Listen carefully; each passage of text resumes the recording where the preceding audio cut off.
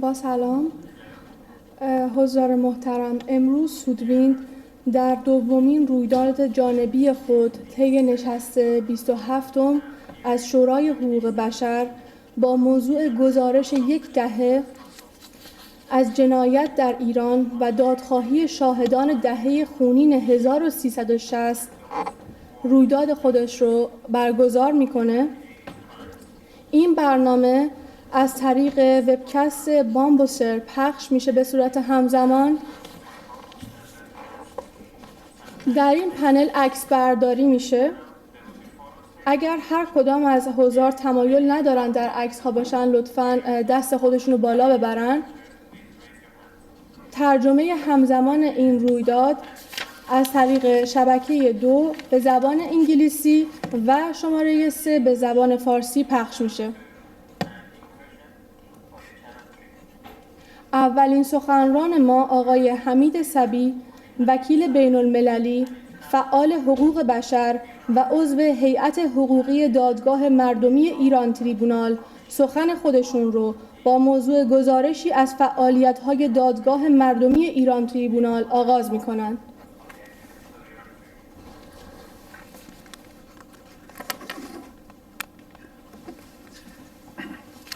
Thank you, Madam Chairman. Sorry, just 1 minute, please.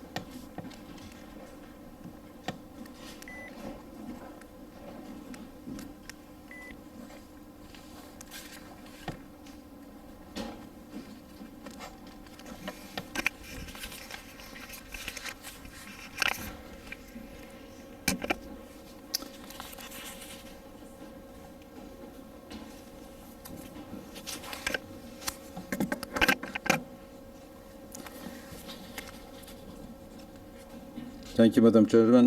Ladies and gentlemen, the present report is a summary of the process undertaken by the Iran Tribunal to document the breaches of human rights against political prisoners in Iran in the 1980s, including illegal arrests, incarcerations, torture, arbitrary executions, and other gross violations of human rights and commission of crimes against humanity.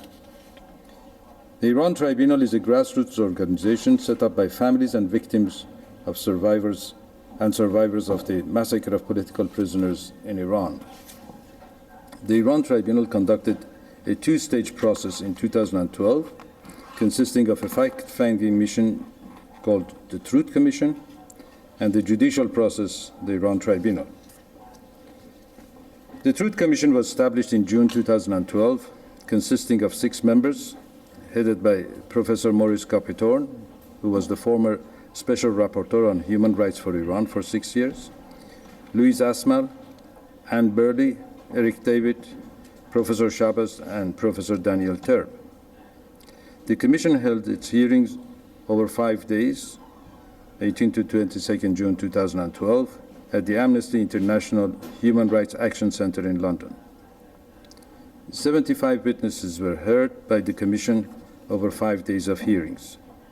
The Truth Commission findings were published in July 2012, and this is a copy of this report, which runs into 400 pages. The Tribunal held its hearings in Peace Palace in The Hague between 25th to 27th October 2012. The Tribunal members were 6 international judges: Judge Johan Kriegler, who was the former president of the South Africa's Constitutional Court during the transition period; John Dugard, Margaret Ratner Kunstler, Michael Mansfield QC, Macau Mutua, and Patricia Sellers. The Islamic Republic of Iran was invited to participate in the process of the Tribunal in The Hague. The Islamic republics, however, did not respond to this invitation.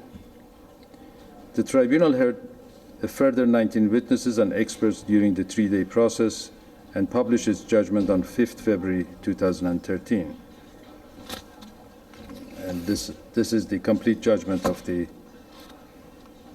Tribunal. The Truth Commission report deals with all the aspects of the arrest, torture, and execution of the witnesses and the conditions of the prisons.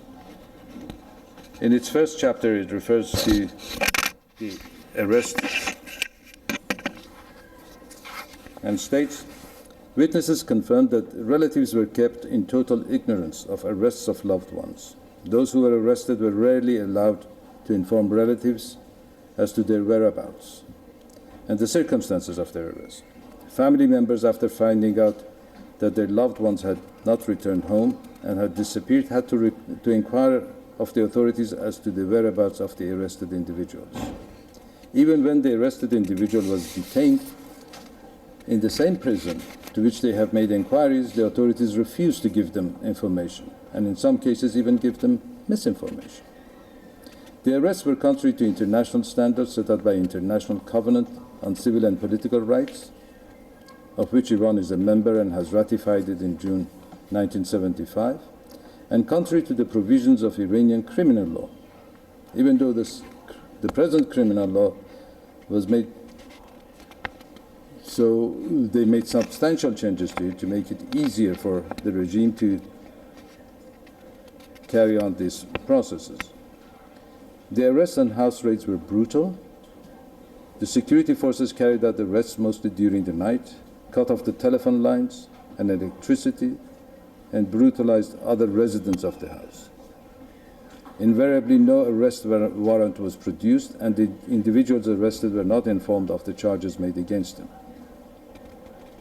Executions, or arbitrary executions.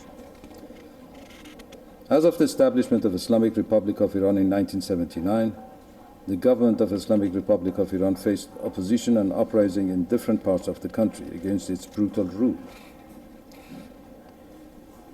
As one of the first examples, in 1979, Judge Sadegh Al-Khali executed hundreds of prisoners in an airport in Sanandaj. The Truth Commission also reported of Jahrom massacre and further uprisings in other parts of Iran, in Kurdistan, Khuzestan, Khorasan, which were all dealt with brutally and by execution of many prisoners. In June and July 1981, following the massive uprising against the regime, thousands of demonstrators were arrested. Summary mass trials were held in prisons where the victims were detained. The individuals were charged with being a member of an outlawed organization, and hundreds were executed every night.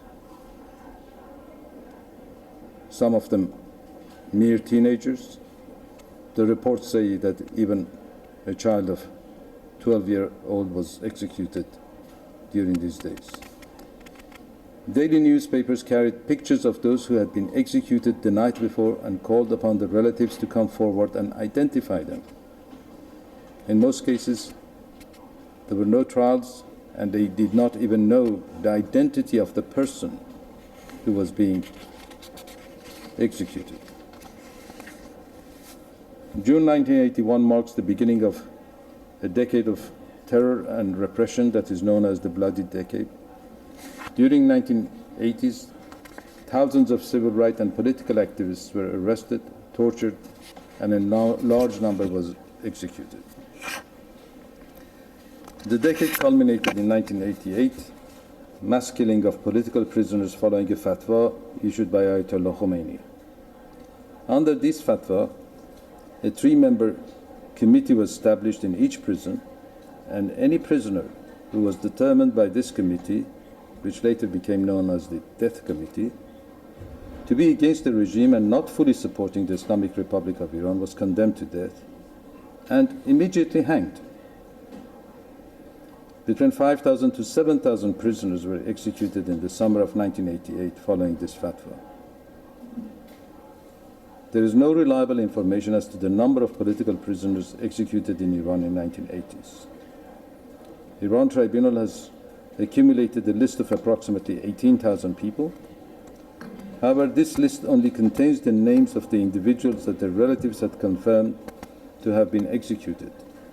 It does not contain many individuals who disappeared, and though their relatives have not dared to report their disappearance or executions, the real figure must be substantially higher than the above numbers.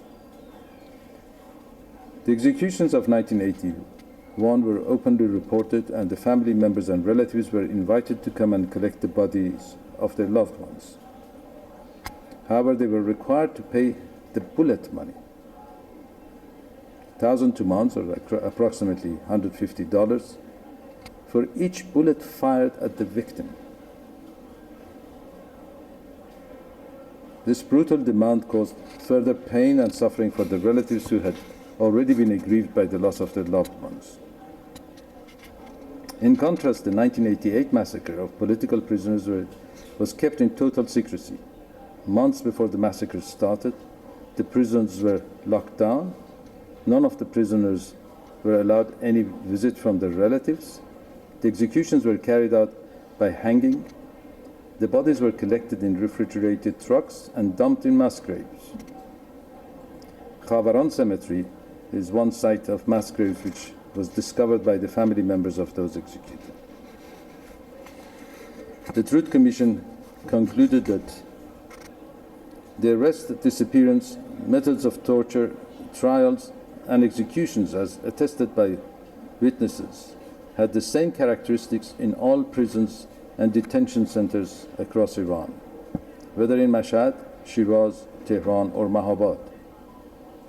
The witness testimonies disclosed how similar widespread pattern of brutality and disregard for basic human rights, as well as extrajudicial executions throughout the